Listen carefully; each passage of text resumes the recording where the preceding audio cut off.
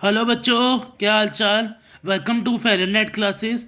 बच्चों, आज के इस वीडियो के अंदर हम क्लास 10 साइंस का chapter number 2 acid bases and salt एक ही वीडियो में पढ़ेंगे।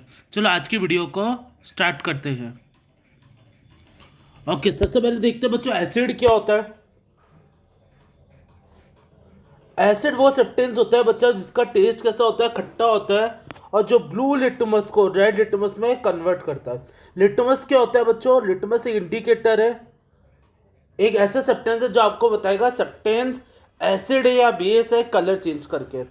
ठीक है, तो एसिड वो सब्सटेंस होते हैं जो जिसका टेस्ट क्या होता है, खट्टा होता है, और जो ब्लू लिटमस को रेड लिटमस में कन्वर्ट करता है, और जो बेस को न्यूट्रलाइज करता है, मतलब जो बेस के इफेक्ट को कैंसिल करता है, वो क्या है सब, वो सब्सटेंस क्या कहलाता है बच्चों? एसिड कहलाता है।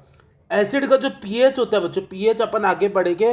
पीएच से अभी आप ध्यान रखो, पावर ऑफ हाइड्रोजन, कि जितने ज़्यादा H प्लस आयन होएंगे ना, उतना ज़्यादा पीएच होता है। तो वो अभी हम इसके बाद आगे पढ़ेंगे। तो पीएच, एसिड का पीएच 7 से कम होना चाहिए। एसिड को बच्चों दो कैटेगरी में कैटेगराइज करते हैं स्ट्रेंथ के बेसिस पे। एक तो होते हैं बच्चों आपके वीक एसिड्स, एक होते हैं आपके स्ट्रॉन्ग एसिड्स। वीक एसिड्स कौन से होते हैं बच्चों? जो पूरी तरह डिसोशिएट नहीं होते, जो मतलब पूरी तरह टूटते नहीं है एक्वस सॉल्यूशन के अंदर, जो कुछ ही हाइड्रोजन एटम देते हैं, जो मतलब पूरी तरह नहीं टूटते हैं। इसके एग्जाम्पल है बच्चों कार्बोनिक एसिड और अपना सल्फुरस एसिड। ठीक है।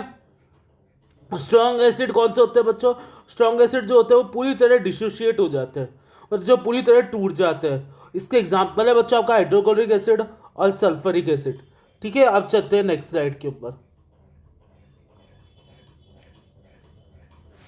ओके, बेस क्या होता है बच्चों? बेस वो सब्सटेंस होता है जिसका टेस्ट कैसा होता है, कड़वा होता है, और जो रेड लिटमस को ब्लू लिटमस में कन्वर्ट करता है। और जो एसिड को न्यूट्रलाइज करता है वो क्या, वो सब्सटेंस क्या है बच्चों? बेस है। मतलब जो एसिड के इफेक्ट को कैंसिल करता है वो सब्सटेंस क्या है? बेस है। बेस का जनरली कैसा सोपी टच होता है, चिकना जैसा, जैसे सोप होता है ना, सोप क्या है बच्चों? आपका बेस ही है। बेस का जो पीएच होता है वो 7 से ज़्यादा होता है। बेस को भी दो कैटेगरी में कैटेगराइज करते हैं स्ट्रेंथ के बेसिस में। एक होता है वीक बेस, एक होता है स्ट्रॉन्ग बेस। वीक बेस कौन से होते हैं? जो पूरी तरह डिसोशिएट नहीं होते, जो पानी के अंदर पूरी तरह नहीं टूटते। एग्जाम्पल अमोनिया, अमोनिया हो गया आपका, एल्युमिनियम हाइड्रोक्साइड हो गया। स्ट्रॉन्ग बेस कौन से होते हैं? जो पानी के अंदर पूरी तरह टूट जाते हैं, जैसे सोडियम हाइड्रोक्साइड और potassium hydroxide. Physical properties of acid और बेस। अब बच्चों एसिड और बेस की फिजिकल प्रॉपर्टी की पढ़ेंगे। सबसे पहले कलर। जो मिनरल एसिड होते हैं बच्चों वो कलरलेस होते हैं, और ऑर्गेनिक एसिड कैसे होते हैं बच्चों? वाइट कलर के सॉलिड फॉर्म में होते हैं। और जो बेस होता है बच्चों वो कलरलेस होता है।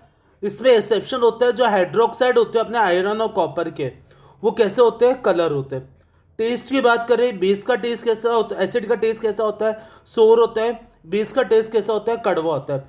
टच की बात करें तो एसिड का कोई टच नहीं होता और बेस का सिपरी टच होता है, मतलब बेस थोड़ा चिकना चिकना होता है, जैसे सोप होता है ना वैसे ही। जो एसिड होते हैं बच्चों वो वाटर के अंदर सॉल्युबल होते हैं। बेस जनरली सॉल्युबल, कुछ बेस होते हैं जिनको हम क्या बोलते हैं? एल्कलाइज। अब बच्चों हम केमिकल प्रॉपर्टीज देखेंगे। इंडिकेटर बच्चों अभी हम आगे देखेंगे, पहले केमिकल प्रॉपर्टीज देख लेंगे, फिर इंडिकेटर अपन आगे बढ़ेंगे। केमिकल प्रॉपर्टीज क्या होती है? एसिड और बेस की कौन कौन सी हमें केमिकल प्रॉपर्टीज देखनी है।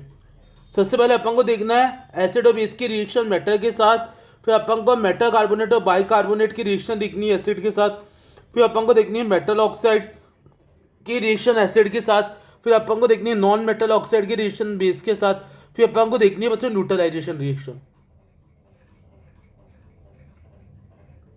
ओके, सबसे पहले देखते हैं एसिड और बेस की रिएक्शन मेटल के साथ। अगर बच्चों किसी भी एसिड को आप मेटल के साथ रिएक्ट कराओगे तो अपना सॉल्ट बनेगा और हाइड्रोजन गैस लिबरेट होगी। हाइड्रोजन गैस कैसी होती है बच्चों? फ्लेमेबल होती है। मतलब जैसे मान लो आपने ये रिएक्शन कराई और हाइड्रोजन गैस को आपने बलून में ट्रैप कर लिया, बलून के अंदर फिल कर लिया, और जैसे आप बलून के पास कैंडल या फायर लेके आओगे तो ये हाइड्रोजन जल जाएगी और पॉप साउंड आएगी, जैसे पॉप अप की साउंड आती है ना, पट पट ऐसा पट आवाज आएगी, पॉप साउंड। ठीक है, हाइड्रोजन गैस क्यों, क्योंकि हाइड्रोजन गैस फ्लेमेबल होती है। एक रिएक्शन का एग्जांपल देख लेते हैं। ऐसे Mg को आप HCl के साथ रिएक्ट कराओगे तो अपने क्या बनेगा, MgCl2 बनेगा और हाइड्रोजन गैस लिबरेट होगी। MgCl2 क्या है बच्चों, आपका मैग्नीशियम क्लोराइड। ठीक है, एक आप देख लेते हैं बेस की रिएक्शन मेटल के साथ। बेस को भी बच्चों अगर आप मेटल के साथ रिएक्ट कराओगे तो अपना सॉल्ट बनेगा और हाइड्रोजन गैस लिबरेट होगी। एग्जाम्पल देख लेते हैं। जब आप सोडियम हाइड्रोक्साइड NOH को जिंक के साथ रिएक्ट कराओगे तो सोडियम जिंकेट बनता है और हाइड्रोजन गैस लिबरेट होती है।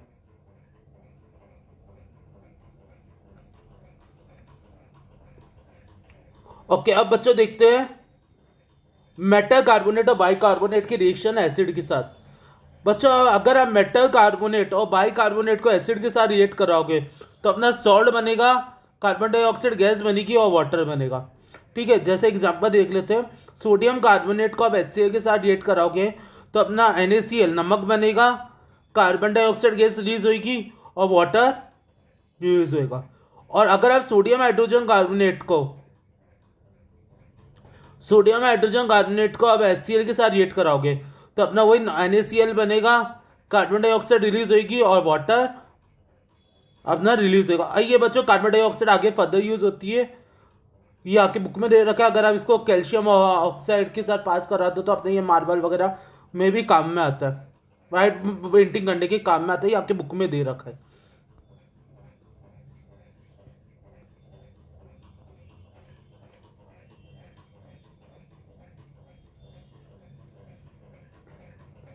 ओके, मेटल अब देखते हैं बच्चों मेटल ऑक्साइड की रिएक्शन एसिड के साथ। जो मेटल ऑक्साइड होते हैं ना वो जनरली क्या होते हैं, नेचर में बेसिक होते हैं, बट ये एसिड के साथ रिएक्ट करके क्या करते हैं, सॉल्ट बनाते हैं और वाटर बनाते हैं। वैसे एक रिएक्शन का एग्जांपल ले लेते हैं।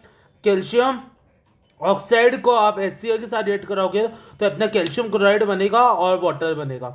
ठीक है, सॉल्ट और वाटर बना। जब भी हम मेटल ऑक्साइड कैसे होते हैं, बेसिक होते हैं नेचर में, एसिड के साथ रिएक्ट करके ये क्या करते हैं, सॉल्ट और वाटर बनाते हैं।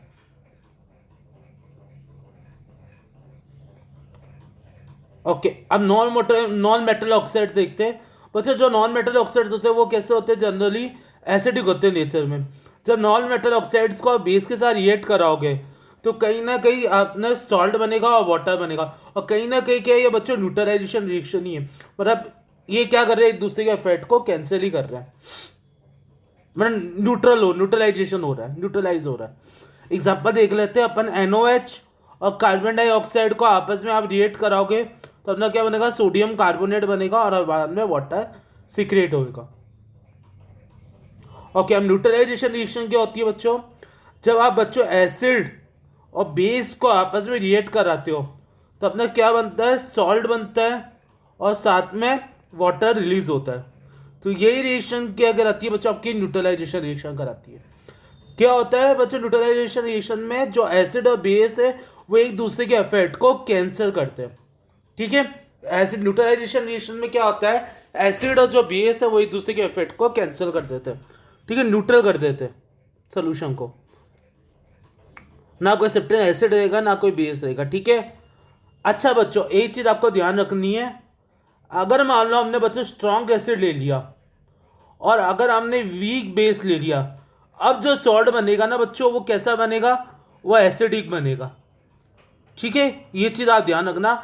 अगर हमने स्ट्रॉन्ग एसिड लिया है, क्योंकि सॉल्ट जो बच्चों एसिडिक भी हो सकता है, बेसिक भी हो सकता है, न्यूट्रल भी हो सकता है। सॉल्ट न्यूट्रल कब होएगा, जब आपने स्ट्रॉन्ग एसिड और स्ट्रॉन्ग दोनों ही स्ट्रॉन्ग लिया, तब जाके सॉल्ट अपना एसिडिक और न्यूट्रल बनता है। पर अगर मान लो हमने स्ट्रॉन्ग एसिड ले लिया और वीक बेस ले लिया तो सॉल्ट कैसा बनेगा, एसिडिक बनेगा। ठीक है, अब इस केस में सॉल्ट कैसा बनेगा, न्यूट्रल बनेगा, क्योंकि दोनों ही अपने स्ट्रॉन्ग है। अगर बच्चों हमने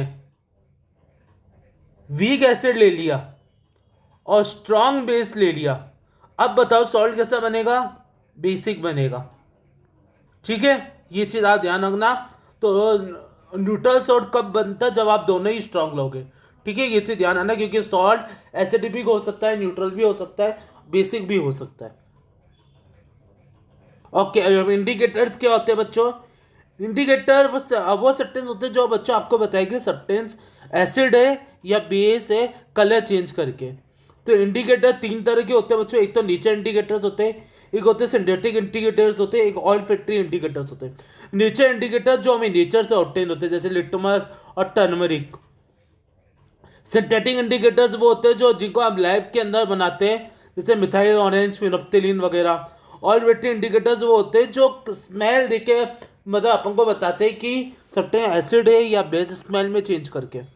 ठीक है, तो इसकी बच्चों आपके एनसीईआरटी में एक टेबल दे रखी है, वो टेबल आप पढ़ लेना। उसका आपको मैं नीचे डिस्क्रिप्शन बॉक्स में लिंक दे रहा हूँ नोट्स की, उसके अंदर हमने डाल रखा है।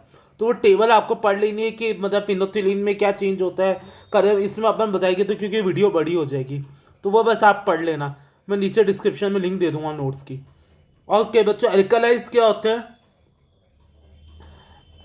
एल्कलाइज वो बेस होते हैं जो वाटर के अंदर डिजोल्वर होते हैं, जो पानी के अंदर घुल जाते हैं। ठीक है, और इनका कैसे सुपी टच होता है, ये कोरोसिव होते हैं बच्चों, मतलब ये थोड़े हानिकारक होते हैं। ठीक है, मतलब ये पानी में बहुत ज़्यादा मतलब हीट रिलीज करते हैं, ऐसा समझ लो आप। जैसे NOH और KOH, सोडियम हाइड्रोक्साइड और पोटेशियम हाइड्रोक्साइड, इनका pH 7 से ज़्यादा होता है। प्रॉपर्टीज़ देखिए एल्काइज की, तो इनकी लो डेंसिटी होती है, शॉर्ट होते हैं और इनकी डेंसिटी लो होती है, और इनका मेल्टिंग पॉइंट और बॉइलिंग पॉइंट कम होता है। ठीक है, बस आप इतना ही ध्यान रखना है एल्काइल के बारे में, आपके कोर्स में इतना ही है। ओके, अब डाइल्यूशन देखते हैं बच्चों एसिड का। अच्छा बच्चों, मान लो आपने कंटेनर लिया, उसमें हमने पानी फिल कर लिया, उसके अंदर हमने पानी फिल कर लिया। अगर आप पानी के अंदर एसिड डाल रहे, अब मान लो इसके अंदर हमने क्या कर दिया, एसिड डाल दिया, जैसे हाइड्रोक्लोरिक डाल दिया, हाइड्रोक्लोरिक एसिड डाल दिया। तो जैसे आप बच्चों पानी के अंदर आप एसिड डालोगे ना, तो एसिड वो H+ और Cl- के अंदर टूट जाएगा। मतलब एसिड जो है वो H+ और Cl- के अंदर डिसोशिएट हो जाएगा। मतलब ये आपको ध्यान रखना है, जब भी हम पानी के अंदर एसिड डालते हैं तो एसिड क्या देता है, H+ आयन देता है। जितने ज़्यादा H+ आयन देगा एसिड, तो एसिड क्या उतना ही ज़्यादा स्ट्रांग है। अच्छा, अब ये जो बच्चों H+ है, ये पानी के अंदर अकेले नहीं रह पाता है, ये पानी इसके मॉलिक्यूल से कंबाइन करके क्या बना लेता है, H+ आयन है बच्चों, पानी के अंदर अकेले नहीं रह पाता है, ये पानी के मॉलिक्यूल के साथ कंबाइन करके हाइड्रोनियम आयन बना लेता है। क्या बना लेता है, हाइड्रोनियम आयन बना लेता है। ठीक है, ये चीज़ आप ध्यान रखना बच्चों। ठीक है, डाइल्यूशन ऑफ एसिड क्या होता है बच्चों, एसिड को पतला करना, मतलब एसिड के अंदर पानी मिलाना, जो एसिड की स्ट्रेंथ है ना उसको कम करना, वही क्या कहलाता है, डाइल्यूशन कराना। बच्चों ध्यान रखना, कभी एसिड के अंदर पानी नहीं मिलाते, पानी के अंदर एसिड मिलाते। क्यों? क्योंकि एसिड के अंदर पानी डालोगे तो क्या होगा, एसिड एसिड के अंदर आप पानी डालोगे ना, तो एसिड उछल के आग के ऊपर आ सकता है। क्यों? क्योंकि जैसे आप एसिड के अंदर पानी डालोगे ना, तो क्या आएगा, बहुत ज़्यादा हीट रिलीज होगी और ये ऐसे स्प्लिट आउट होकर आपके ऊपर आ सकता है। ठीक है, अच्छा एक चीज़ आपको ध्यान रखनी है बच्चों। अच्छा, अभी अपन ने देखा कि जब एसिड को हम पानी में डालते हैं तो क्या होता है, अगर हम बेस को पानी में डालेंगे तो क्या होएगा। जैसे मैंने मान लो NOH एक बेस है अपना, पहली बात तो NOH को अपन डाल ही नहीं सकते पानी में क्योंकि ये बहुत ज़्यादा वो कॉरेसिव है। फिर भी एक एग्जांपल के लिए आप ध्यान रखो कि किसी भी बेस को हम पानी के अंदर डालते हैं तो क्या होएगा, जो बेस होता है वो OH- आयन देता है पानी के अंदर, एसिड तो H+ आयन देते हैं, बेस जो होता है वो पानी के अंदर OH- आयन देता है।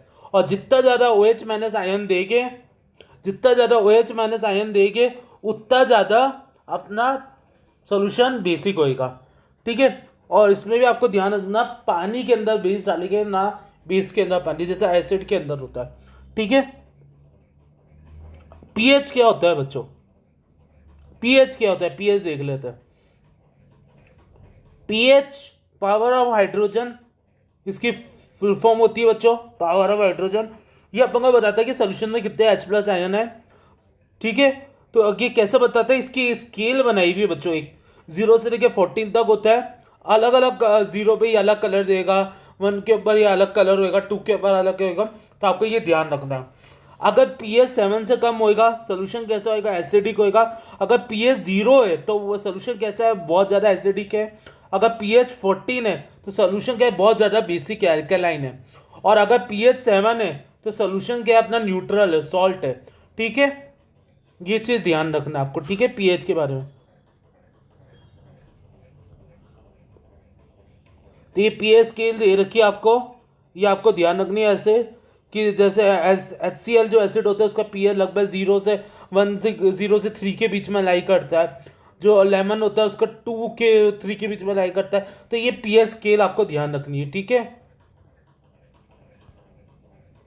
अब देखते हैं बच्चों pH इन एवरीडे लाइफ। जो बच्चों pH होता है ना, कहीं ना कहीं हमारे एवरीडे लाइफ के में भी काम में आता है। देखो जो बच्चों हमारी बॉडी होती है ना, वो नॉर्मल 7.0 से लेके 7.8 pH में नॉर्मल काम करती है।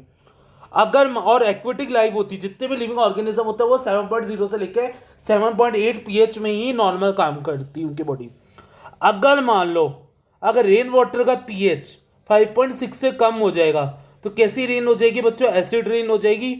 और ये एसिड रेन का पानी जैसे रिवर वगैरह के अंदर जाएगा, जो एक्वेटिक लाइफ है उनको सर्वाइव करने में काफ़ी दिक्कत आएगी, क्योंकि वो एसिडिक वाटर के अंदर सर्वाइव नहीं कर सकती, क्योंकि वो नॉर्मल न्यूट्रल वाटर जो होता है जिसका pH 7.0 से 7.8 होता है, उसी में वो सर्वाइव कर पाते हैं एक्वेटिक लाइफ, ठीक है।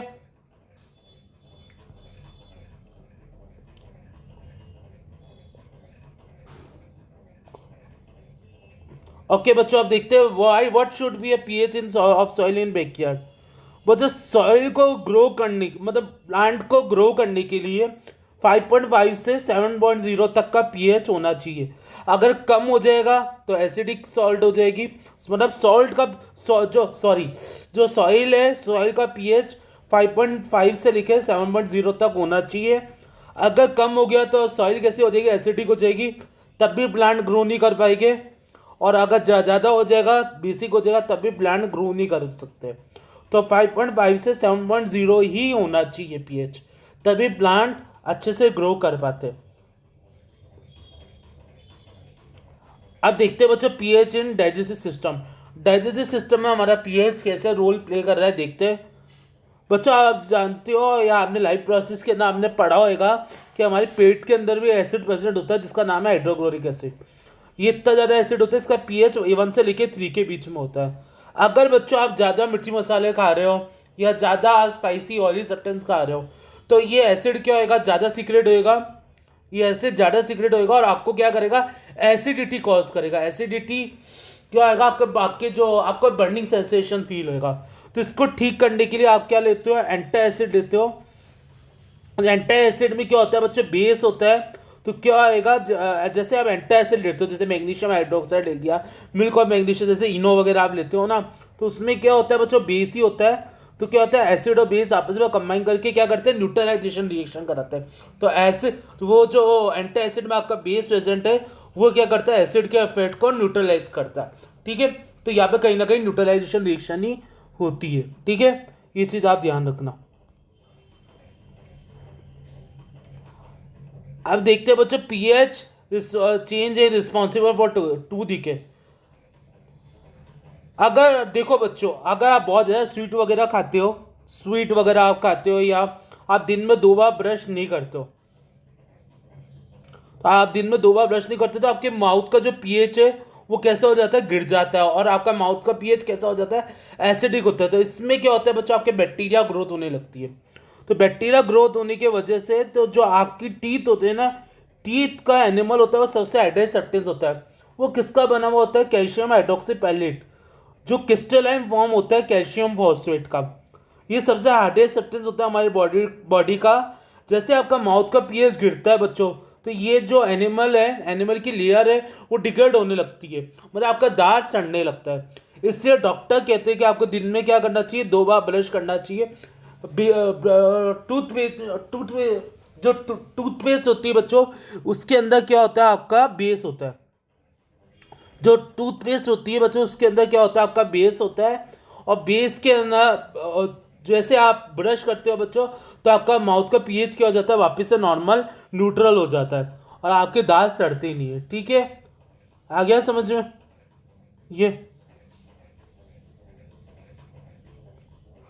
ओके बच्चों, अगला है बच्चों किस तरह पीएच अपना मतलब सेल्फ डिफेंस वगैरह में अपना काम में आता है, देखते हैं।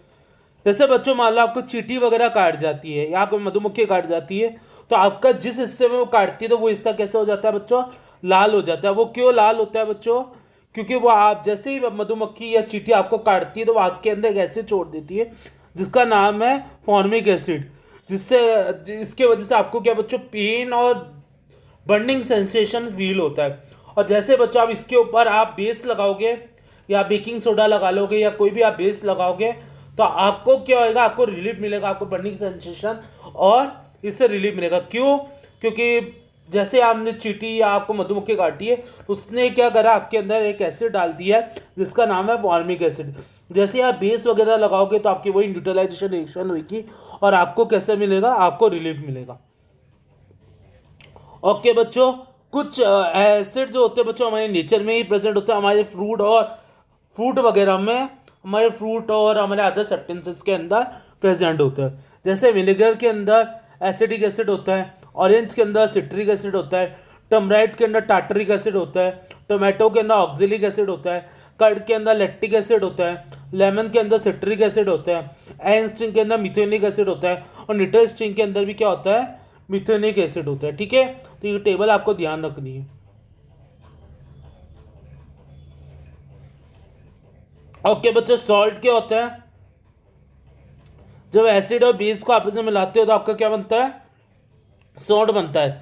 सॉल्ट कैसे हो सकता है, एसिडिक सॉल्ट भी हो सकता है और बेसिक सॉल्ट भी हो सकता है। एसिडिक सॉल्ट क्या होगा, अगर बच्चों अगर आपका पार्शियल रिप्लेसमेंट हुआ है हाइड्रोजन आयन का तो सॉल्ट कैसे होएगा, एसिडिक होएगा। ठीक है, समझ आ गया। और अगर आपका पार्शियल रिप्लेसमेंट हुआ है अगर हाइड्रोक्साइड आयन का तो सॉल्ट कैसे होएगा, बेसिक होएगा। ठीक है, तो ये आप ध्यान रखना। सॉल्ट की प्रॉपर्टीज देखिए, सॉल्ट बच्चों आपका एसिडिक, बेसिक और न्यूट्रल बिहेवियर भी शो कर सकता है, वो मैं आपको समझा चुका हूँ। सॉल्ट क्या कर सकता है आपके अगर वो मोल्टन लिक्विड स्टेट में तो वो क्या कर सकता है, इलेक्ट्रिसिटी को कंडक्ट कर सकता है। ये हार्ड क्रिस्टलाइन सॉलिड फॉर्म में भी होता है, वॉलेटाइल नेचर होता है इसका, और इसका हाई मेल्टिंग पॉइंट और बॉइलिंग पॉइंट होता है। ठीक है बच्चों, ये आप ध्यान रखना। अब बात करते हैं बच्चों कॉमन सॉल्ट की। कॉमन सॉल्ट क्या होता है बच्चों, आपका सोडियम क्लोराइड। सोडियम क्लोराइड को क्या बोलते हैं, कॉमन सॉल्ट बोलते हैं। केमिकल फॉर्मूला क्या होता है बच्चों, आपका केमिकल फॉर्मूला होता है NaCl। टेबल सॉल्ट जो होता है ना वही वही आपका जो आप नमक घर में खाते हो वही आपका सोडियम क्लोराइड होता है। बनता कैसे है, जब HCl और NaOH को आपस में रिएक्ट कराते हो तो NaCl और वाटर बनता है अपना। ठीक है, यूजेस देखिए किस किस में काम में आता है, फूड इंडस्ट्रीज में काम में आता है और ये काफ़ी एज अ रॉ मटेरियल काम में आता है काफ़ी सारे केमिकल बनाने के लिए। ठीक है, अब हम देखते हैं कास्टिक सोडा कैसे बनता है।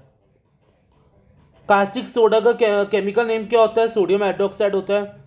केमिकल फॉर्मूला क्या होता है, NOH होता है। बनता कैसे, ये क्लोरआल्कली प्रोसेस के अंदर बनता है।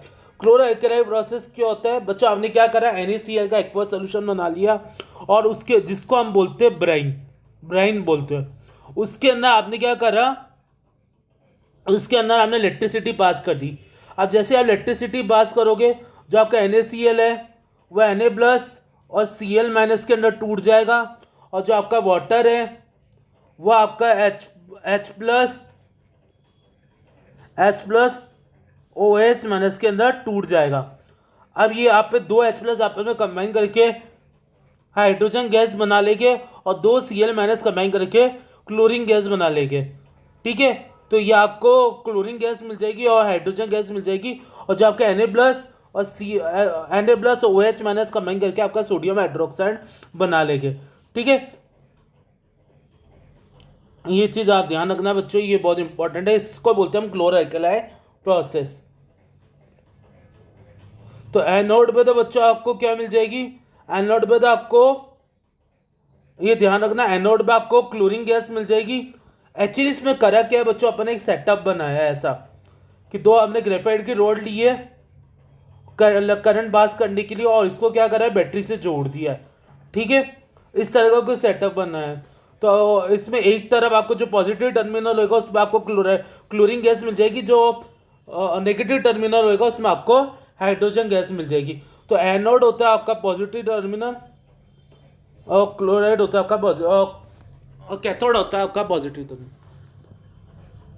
ठीक है, चलो आप आगे बढ़ते हैं।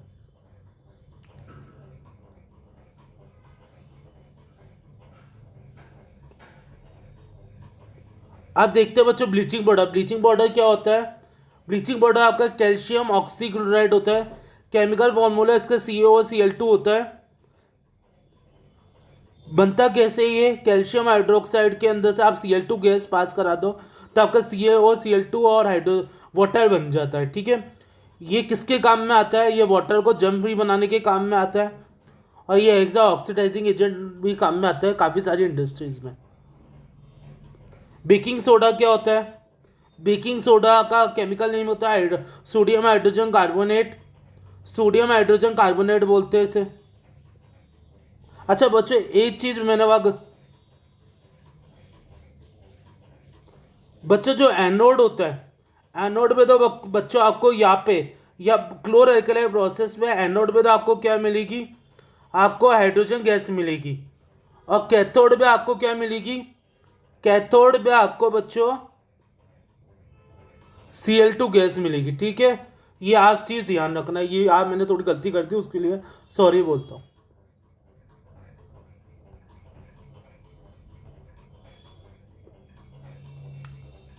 अच्छा, बेकिंग सोडा। बेकिंग सोडा देखते हैं बनता कैसे। जब NaCl और वाटर और अमोनिया और कार्बन डाइऑक्साइड को आप मिलाते हो तो ना सोडियम हाइड्रोजन कार्बोनेट बनता है और NH4Cl बनता है, मतलब अमोनियम क्लोराइड बनता है। और NaHCO3 सोडियम हाइड्रोजन कार्बोनेट ही आपका क्या होता है? बेकिंग सोडा होता है। बेकिंग सोडा का काम क्या होता है? ये आपके जो पकौड़े से उसको क्रिस्पी बनाता है, और ये आपके एज अ फायर एग्जीक्यूटर काम में आता है।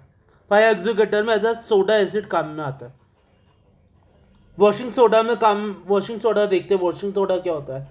वॉशिंग सोडा का केमिकल नेम होता है सोडियम कार्बोनेट डाइकीहाइड्रेट Na2CO3.10H2 इसका केमिकल फॉर्मूला होता है।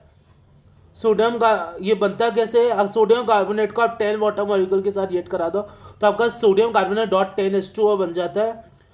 तो ये किसके काम में आता है बच्चों? आपका वॉशिंग सोडा। ये आपके वाटर के परमानेंट हार्डनेस को रिमूव करता है, और ये एज अ क्लीनिंग एजेंट काम में आता है।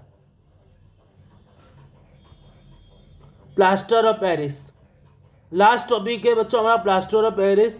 प्लास्टर ऑफ पेरिस क्या होता है? कैल्शियम सल्फेट हेमीहाइड्रेट इसका केमिकल नेम होता है। केमिकल फॉर्मूला क्या होता है? CaSO4 ½ बनता कैसे? जो जिप्सम होता है, जिप्सम क्या होता है? CaSO4.2H2O को आप गर्म करोगे 373 केल्विन 100 डिग्री सेल्सियस पे, तो वो वाटर मॉलिक्यूल को लूज कर देता है, और अपना क्या 3.5 वाटर मॉलिक्यूल को लूज कर देता है। तो आपका CaSO4 ½ मतलब आपका प्लास्टर ऑफ पेरिस बन जाता है। तो ये डॉक्टर इसको यूज़ करते हैं जब आपकी हड्डी टूट जाती है, तो ये डॉक्टर ये चढ़ा देते हैं जिससे आपकी हड्डी वापस सही जगह जुड़ जाती है। और ये आपके काफ़ी टॉयज़ मटेरियल और डेकोरेशन वगैरह के भी काम में आता है। ठीक है, ओके बच्चों, हमारा चैप्टर पूरा हो चुका है। तो एक ही वीडियो के अंदर हमने एसिड बेसिस एंड सॉल्ट को पूरा रिवाइज कर लिया है।